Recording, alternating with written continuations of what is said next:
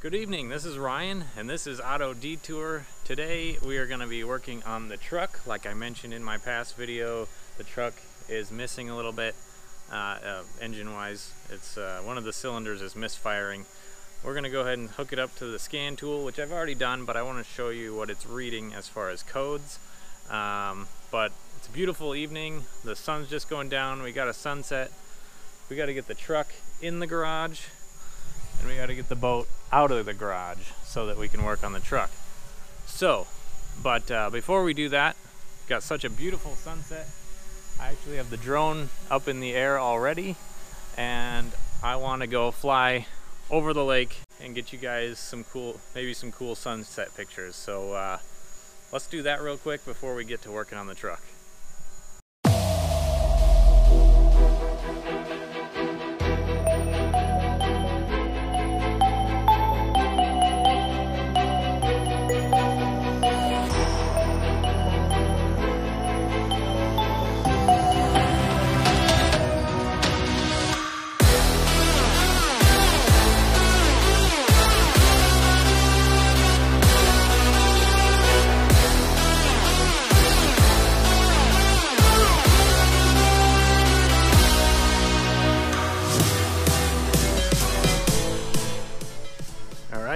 Welcome back. I hope you guys enjoyed that brief little flight. It was a little shorter than I was expecting. There was a little less battery on the drone than I remembered being on there. So anyway, let's get back to what we were doing here. I'm gonna put the cover on the boat before I pull it out because I'm gonna put the boat in the driveway, and just in case it decides to rain again, obviously I don't want the boat filling up with water.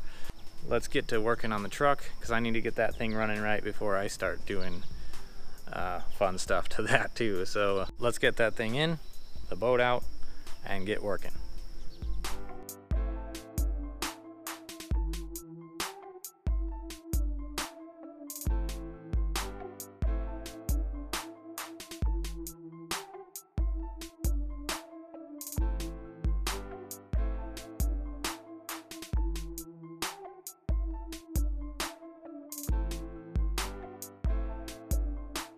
Alright guys, so we got the truck in the garage, ready to go. Dang, those headlights look good. I feel really bad parking the truck outside, and it won't be parked outside for the winter. I do put the boat in storage. The back window on the truck does leak, so that kind of sucks because every time it rains, and it's been hot this summer, so it rains and gets hot and muggy inside the truck.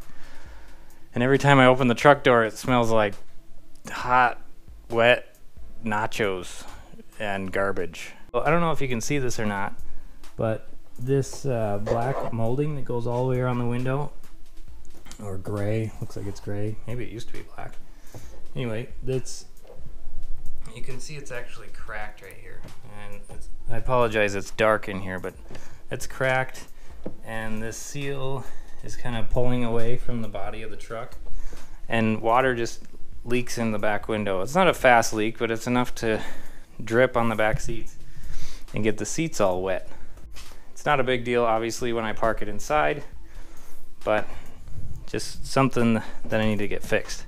So let's get going on getting the truck fixed. So I have the new plugs here. I went for the NGK TR6s. Those are the plugs that were suggested to me by a performance shop. He suggested these because they are good for boosted applications. So I also picked up a Motorcraft coil pack. So you can see these are coil on plugs. This truck does not have plug wires. So, and then I have my scan tool here. This is just a cheap scan tool. I do have another one that's better, but this one's small and just easy to use. I believe this one was like from Harbor Freight or something. Anyway, it's small, easy to use, gets the job done. So first off, I'm gonna plug this in to the OBD2 port on the truck and get it, show you guys what code was coming up and to show you why I decided to get this. I'll also mention that my brother owned this truck before me and he had this same issue. I'm doing plugs now because I'm gonna get in there and you'll see in a minute how you have to disassemble a bunch of the like, looks like you got to take off the fuel rails and some other wiring and get some other junk out of the way just to get to the coil pack. So since I'm going to be doing that, I might as well get in there and do the spark plugs. And I want to choose the spark plugs that I want that go with what I have planned for the truck. And I don't know why I'm out of breath, but it is hot, wearing a sweatshirt, and a mosquito keeps flying in my ear, driving me nuts. There we go. So we have P0308, and it says cylinder 8 misfire detected. So there you go. We got a misfire on cylinder 8.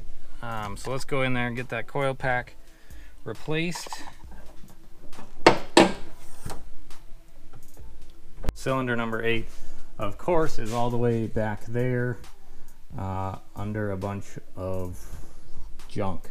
We're gonna have to do a little bit of disassembly to get to it. You can see this side's a little more accessible, but you can kind of get an idea of what we're dealing with here. So we have a coil pack here, so you can get to it.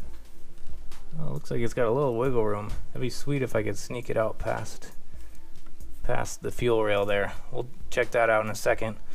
So these yellow things, those are the injectors that the fuel rails are going into the top of there. Coil packs.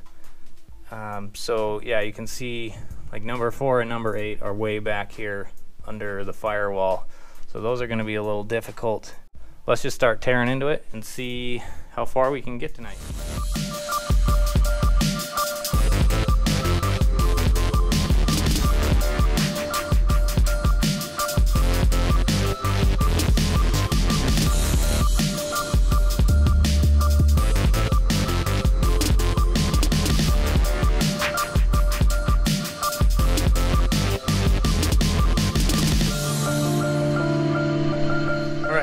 So far I've gotten the big stuff out of the way. I'm down to the fuel rail on the driver's side.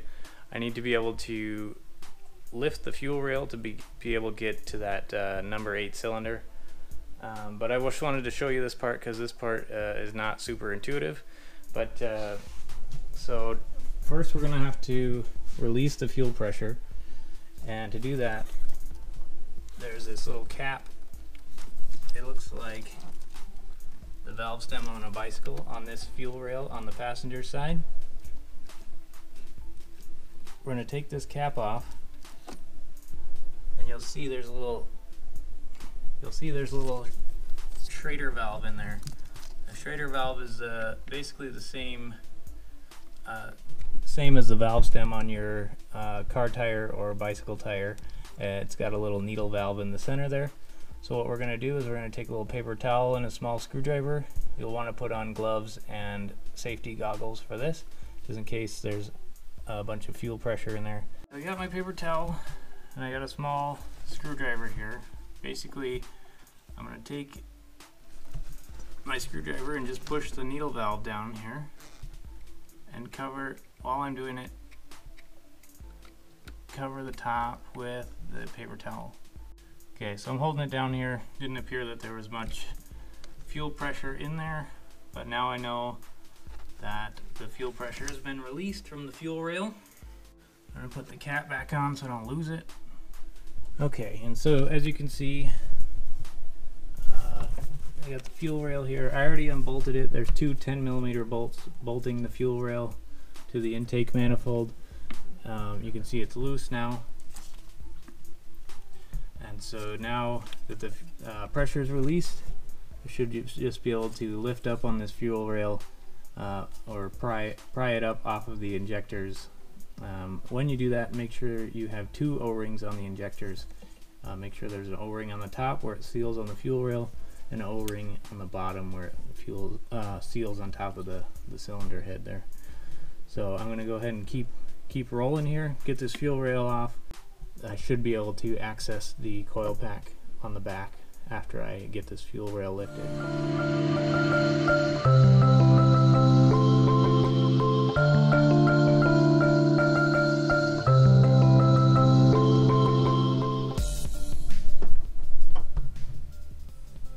Alright, so you can see I got the fuel rail disconnected here.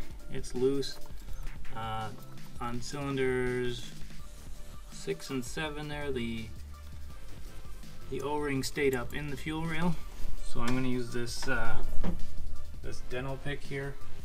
Just be careful not to tear the O-ring at all, but I'm going to use that to grab the O-ring out of there and then put it back on top of the injector. Then after I get that done, it should be clear to pull the coil packs up off the top of the spark plugs. And don't forget the 7mm bolt that's holding down each of the coil packs. Ask me how I know. That makes it easier to get it out.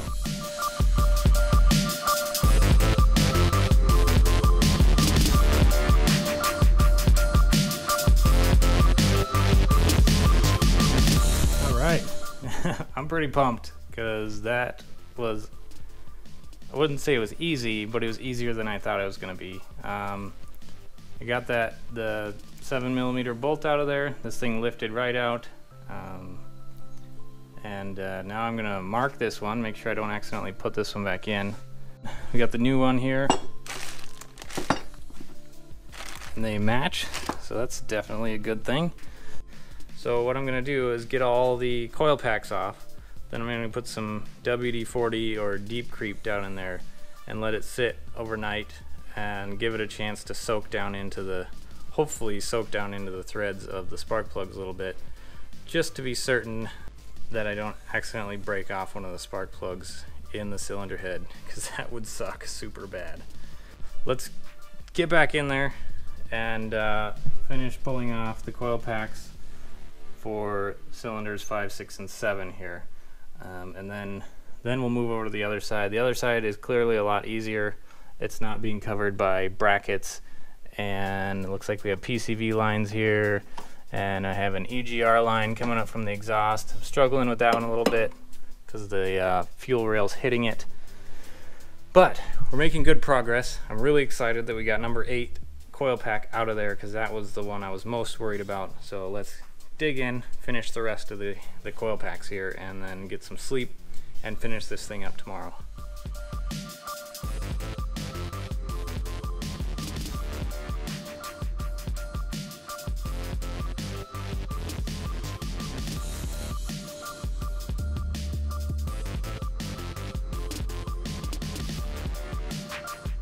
Good news, got the last 3 coil packs out from this side. See those nice pretty yellow injectors in there with their blue O-rings. I don't have any deep creep, so I'm going to spray some WD-40 down each one of the plug holes there and let that sit overnight, see if it won't work its way down into the threads of the spark plugs. Hopefully we don't have any issues with spark plugs breaking off. So now for this side, this side's going to be significantly easier. Everything's easier to reach. I probably just jinxed myself just saying that. Let's get to it. Get those things out of there. I need to go to bed. It's almost midnight. I'm just rambling now. Anyway, I think I'm tired. I need sleep. So anyway, let's finish. Let's get these coil packs off. And yeah, you know. For this side, with any luck, without all the extra crap in the way, I'm gonna see if I can't pull these ones out without removing the fuel rail. Now let's see if I can actually pull these out past the fuel rail without disconnecting the fuel rail. Got plenty of play here. You can actually just slide this out past the fuel rail.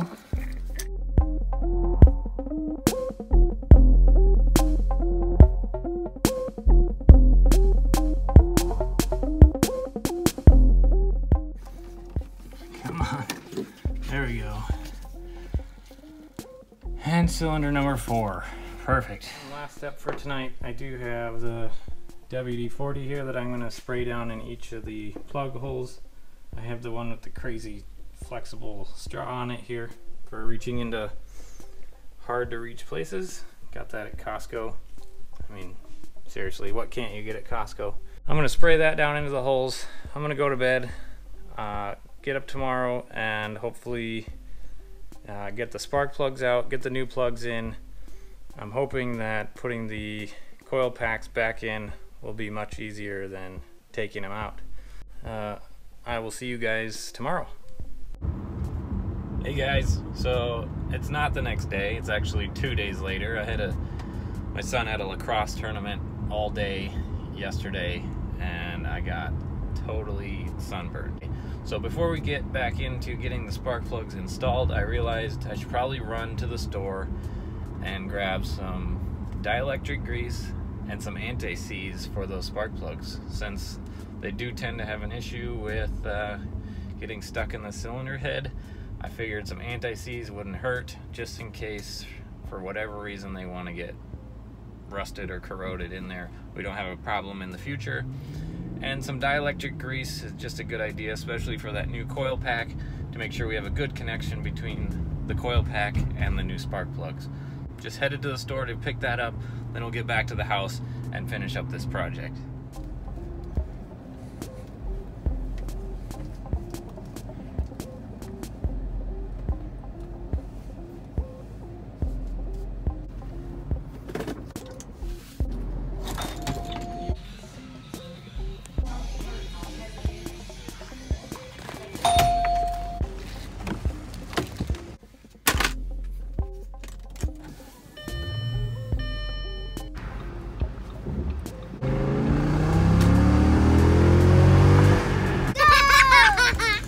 You want to go, buddy? What? Hit it.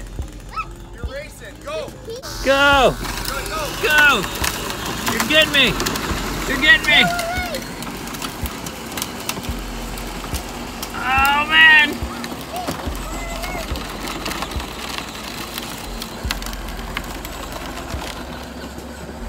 Oh, he's taking the off-road course.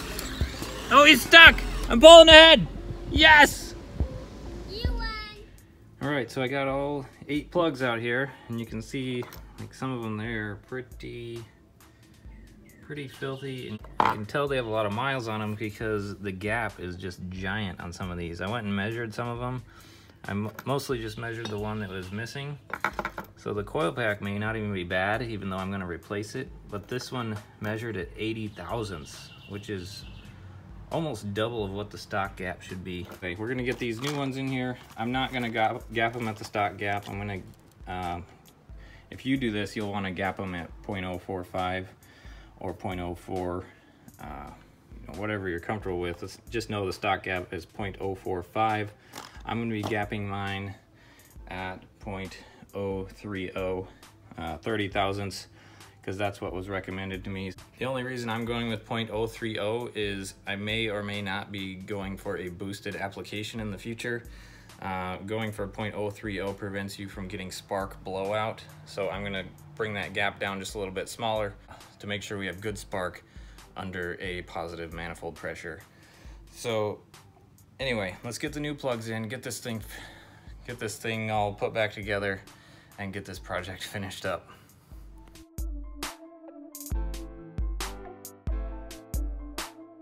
Little status update here. I got all the coil packs in, all the plugs in on the driver's side now.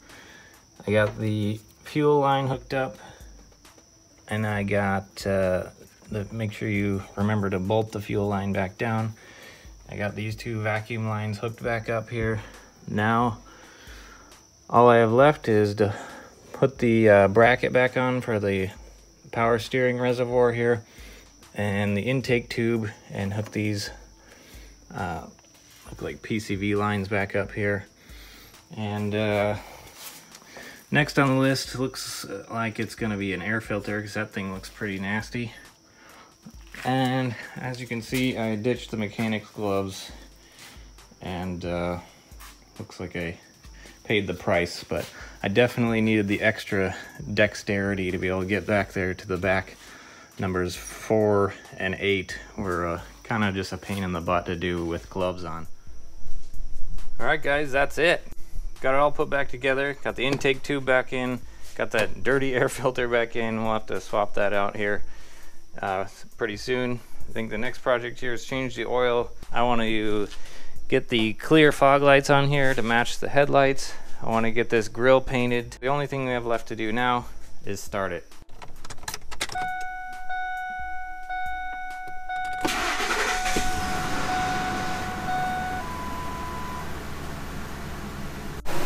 Ooh, a bit smoky in here. definitely burning off that WD-40. Obviously when I took the spark plugs out, that WD-40 drained down into the cylinders. So a little smoky, just burned that off. But sounds great. I'm excited to get out and drive it. If you guys enjoyed this video, it's a bit more of a technical how-to video, but we'll be doing some more modification videos for the truck. Thank you guys so much for watching. Please subscribe.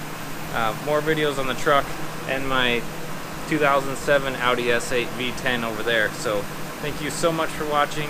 Please tune in for the next video. Please subscribe. Leave a comment down below. And thanks again. Have a great day.